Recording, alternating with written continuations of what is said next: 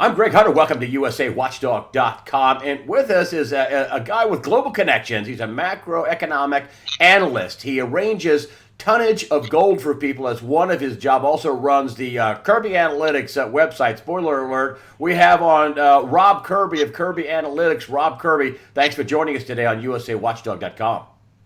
Pleasure to be with you again, Greg. In the pre-interview, I just went, where do we start? And you just, it's just unbelievable. I want to start with the, and this is, and the economy and the geopolitical are always tied together, and that's why I've always liked covering the economy, because it would be the forerunner of what would happen geopolitically. The economy would tip you off to what's going on, and what's going on geopolitically is sure tipping us off that the economy ain't good. What do you say about that? Well, the economy is, let's just say, treading water or struggling to tread water at this time. The world's never been in a bigger mess economically, and when you juxtapose that against threats by the FOMC, the Fed Open Market Committee, that they're going to raise rates anytime soon, becomes somewhat of a lark, at least in my mind, Greg, because I think I think we have better odds of finding that the moon's made of green cheese than the Fed is likely to raise rates. Well, Greg Manarino calls me up and said, "You see the Fed minutes? I mean, nobody's even talking about this." And he said, they're worried about their credibility, and they're worried about, keeping rates too low for too long. He says that's a problem. Them talking about this is the big problem. Whether they raise rates, well, they're going to crash the markets. But if they don't raise rates, that's also going to be very negative, is it not? I mean, are people going to say, "Oops, this is a lot worse than what you ever told us it was"? Well, my personal view is that the Federal Reserve has good reason to be worried about their credibility, because I do believe that in the very, very near future, the Federal Reserve might very well become irrelevant. And what do you mean by in the very near future? I mean, they lose control of the yield curve. They use control of the bond vigilantes will show up, as they call them. I think there could be a massive repudiation of U.S. dollar denominated debt, specifically in the Treasury complex of the United States. But I think the bigger issue is that the underpinnings for the dollar could very, very seriously come into question here in the very, very near term.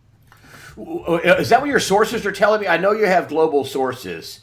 This is what my common sense is telling me this, and anecdotally there are things that would suggest that this is likely a movement which is underfoot right now. Well, and what would that look like to the man on the street? Are you talking about high inflation? All of a sudden, gas goes from $2.50 a gallon or $2.40 a gallon to $5 a gallon overnight? Hyperinflation or some sort of an inflationary induced event would likely be the manifestation of it on the streets for the average person. But I could see interruptions in global supply chains, and this could and might just be touched off by recently we had the inclusion of the Chinese currency in the SDR basket. The SDR basket is a marker for the settlement of global trade, and with the inclusion of the Chinese currency in that basket, I think there could be a wake-up moment where a lot of countries around the world come to the conclusion, maybe all at once, that they don't need nearly as many dollars in their reserve accounts, and if a group of countries were to maybe unload a lot of dollars all at once, or in a very, very short period of time, these dollars could come home. And if they come home to America in a precipitous fashion, it could touch off some, let's just say, lack of confidence, and it could touch off some inflation. The Fed would be wise to not be wishing for as much inflation as they are, because I do believe that there's enough inflation in the pipe now that they're going to see it in spades very soon. Yeah, you're talking about what John Williams has pointed out many times. He said this a year ago. Was he pegged it at 16 trillion U.S. dollars or U.S. liquid dollar assets, that's Treasury bonds, overseas, outside the country, outside the purview, the control of the Federal Reserve. You're talking about people holding all that, saying, sell, sell, sell. Yeah, and I mean, and the sort of the tripwire or the trigger for this may be the likes of Saudi Arabia saying they are now selling crude oil for other than dollars as well as dollars, and it may be something like that. It could also be, we've heard an awful lot of rumblings, Greg, on the war front. We've recently had Russia say that there's a no-fly zone in Syria, and we've heard bellicose remarks in return from the Obama administration, about preparedness for war. And I believe it was just this morning we heard that the Royal Air Force has been given permission to shoot down Russian planes. So I mean, things don't look good on that front. And in recent days, we've heard the Obama administration say they're no longer going to talk to the Russians. And when you have a very, very loaded ammo hut, maybe the best course of action isn't to enter the ammo hut with a flamethrower. Your sources. You have global sources. You do macroeconomic research over at Kirby-2016.com. You are a bright guy, obviously. What are your sources globally telling you about what they're seeing with all these WikiLeaks dumps, with all this geopolitical concern? I mean, they're trying to paint Donald Trump with stuff that's 10, 15, 20 years old. And here we have someone who, in her office, used private servers to take treasonous bribes to her global charity fraud, but that's not talked about. What are your global sources saying about Hillary Clinton, and what is this all about? Is it Democrat versus Republican, or is it much bigger than that? We talked a little bit before we started rolling here, Greg, and the battle that we see being conducted in America right now is not a Republican versus Democrat fiasco at all. It's criminality against the good guys, and I mean, or maybe you call it the globalists against the nationalists, or human against anti-human. But this circus that's being fought out in a completely bought and paid for American media at times is taking on comic book type references. I mean, I've seen more serious information being disseminated on Monty Python shows than what we currently are getting in the U.S. mainstream media. The U.S. mainstream media has become comic, and I literally try to watch after going for years of watching no CNN at all. I now try to watch 10 or 15 minutes of it a day, just for comic relief, just to hear high-pitched voices shrieking about how dangerous it would be if Donald Trump became president. I mean, it's unprecedented, and frankly, it's almost unbelievable that we're actually living this and watching it happen. One of the things that came out that was reportable, and it was barely mentioned in USA Today, which I guess they're trying to put up the facade of being a journalism organization, a news organization, was the fact that she said she had a public, perceptions that she put out there, and she had her private opinions. So her private, what she said in private was a lot different than what she said in public. Like she wants open borders and mass immigration and a one world government, and that's not reportable. That's not front page news. That she lies to the public, and then in her Wall Street piece, she just tells them, "Here's what I really think." That's unbelievable. It's unbelievable. It's not reported. The lie by omission. No, it's comical, is what it is. It's dark, very dark comedy, but it's comical because this is what's being held out for us as being news and being report worthy. That these things don't matter. As you say, it's lying by omission. It's insane. What are But your sources? And this is the second part of my question. I'm sorry, asking too long of a question. What are your sources saying? What's the reflection you're getting globally around the world? Because you're in Toronto, you do business. You have sources all over the world. You have friends, clients, all kinds of people you know all over the world. What are they saying to you about this? About what's going on in the background? I was told years ago by somebody very highly placed that Russian leadership view Americans as mutants. And all I can say is I doubt that has changed. And if anything, that feeling has probably been heightened somewhat in recent months and years. But this is the disdain. The world is watching America, and America, let's just say America hasn't put their best foot forward with the very compromised and conflicted leadership that has infested your country right now. Well, Hillary Clinton wants a compliant and dumbed down. I don't know exactly what the term was. Another WikiLeaks email. I mean, the emails that leaked out. They're writing now. They're saying, "Oh, I don't recognize them. They're not mine." You know, the attack against Catholics and Christians. The negative stuff there. The Hillary Clinton and her ilk want a dumbed down, compliant, populist. Unbelievable. And then on top of that, we have all these warnings from the latest. I mean, we have Gunloch, we have Bill Gross, you got Carl Icahn. I mean, the list goes on. Now you got another warning out from HSBC. Tell us what this means. They're flashing a red alert that there could be a big fat sell-off soon. What's your analysis on why is HSBC flashing this big red alert and putting it out all over the public and giving it to their clients? Well, HSBC happens to be at the very, very core of, and is one of the custodians of one of the biggest precious metals funds on the planet. Let's just put that as point number one. Point number two, Comey, the head of the FBI, who's been complicit in dismissing or overlooking the indictable offenses committed by Secretary of State Clinton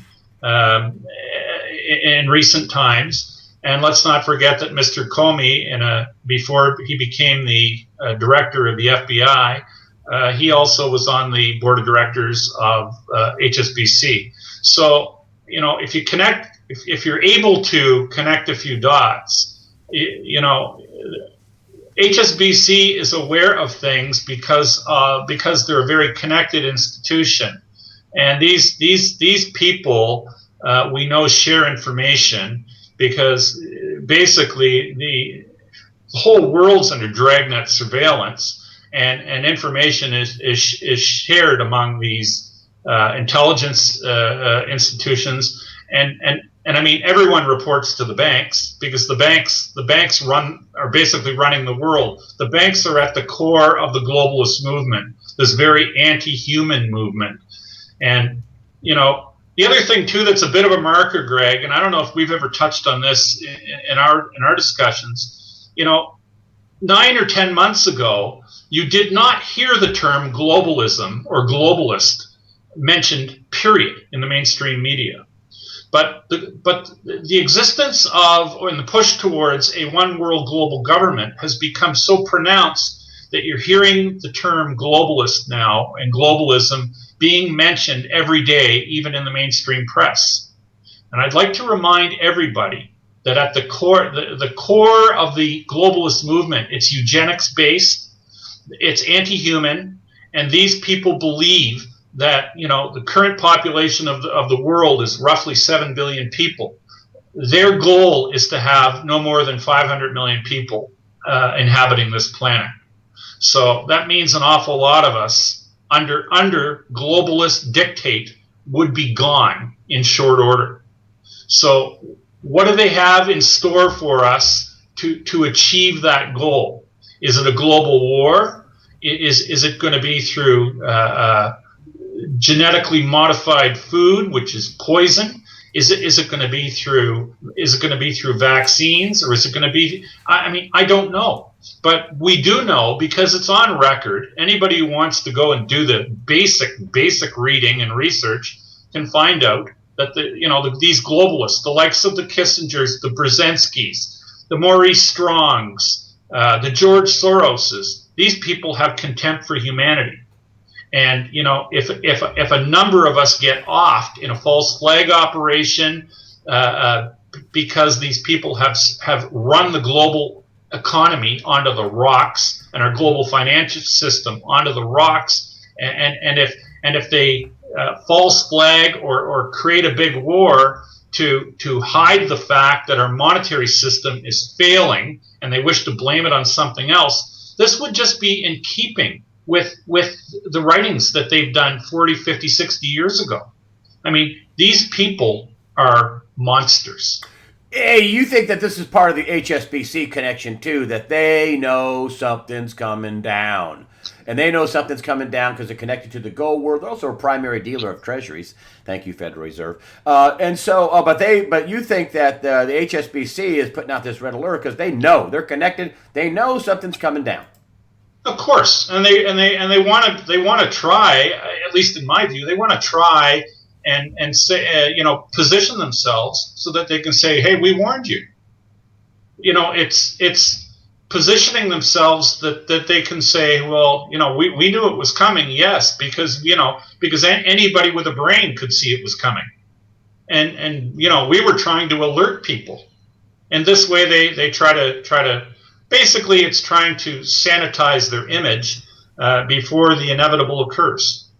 And what are your big clients that are trying to get gold? Because HSBC has this major gold connection that they want to tell us gold is meaningless and nobody cares about it, and that's totally opposite. All the big people are buying gold, according to you and others. What is this? What's going on with the gold buying and moving around gold around the planet? Because I know you do that by the ton. Well, physical precious metal is increasingly becoming harder to come by in good amounts. And but you'd never know that from the paper trade and the flash crashes that we see in the paper price on the exchanges like the COMEX. So does that dissuade any of your people from buying? No, it actually makes them want to buy more. Really?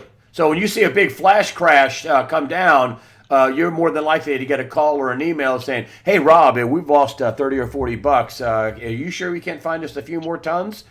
Well, that's basically what occurs. But we also see that being manifested with the sales at the United States Mint for silver and gold eagles. Every time they pummel the price with one of these waterfall declines, you'll see that the U.S. Mint will end up with record or near record days of sales in silver American Eagles or gold Eagles. So this is something that's occurring right under our noses. Of course, our media would never want to report that, Greg. Well, they would never report record mint sales for silver and gold Eagles. So no, this is not a maybe. I mean, a while back you thought it was going to be imminent, and how they have kept this thing going by hook and crook and intervention and money printing and backdoor deals and crime, fraud. How close do you think we are at this point? What's the chimes, the warning signals giving you in your brain, because you do all this in macro analysis? Imminent. Any day. Anyway, Greg, I try not to give hyperbole too much, but I'm almost of the impression to say I'll eat my shirt if there isn't a major dislocation, by the election, and that's only 25, 26 days out now. And I think we are right on the precipice of something disturbingly dark and ugly occurring. And I just hope and pray it isn't of the military flavor, but I suspect very likely that might be a big part of it.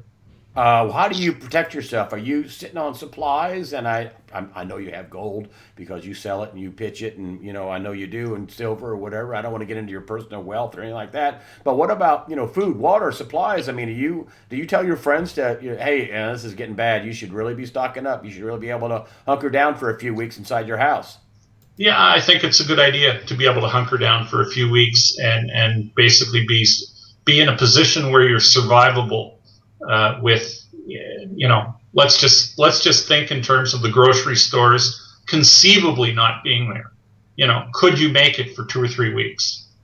And I think everybody should be having that discussion, amongst themselves, because I think at this point it's prudent to think that way.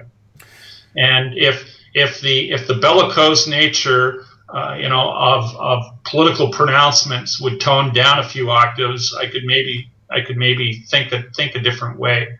But with what I'm hearing right now, I just can't help but to think, it's insurance, Greg. And I mean, most people, if you own a house, you have fire insurance. If you drive a car, you have car insurance. And, to think that you wouldn't want to let your head go to the point of having some insurance to ensure your well-being, for a short period of time is almost unthinkable at this point to me. And your guys in the background are telling you they're worried about all the hyperbole, and they're unshaken by the takedown in the gold market. Totally unshaken. They see it as a buying opportunity. They know it's being manipulated downward.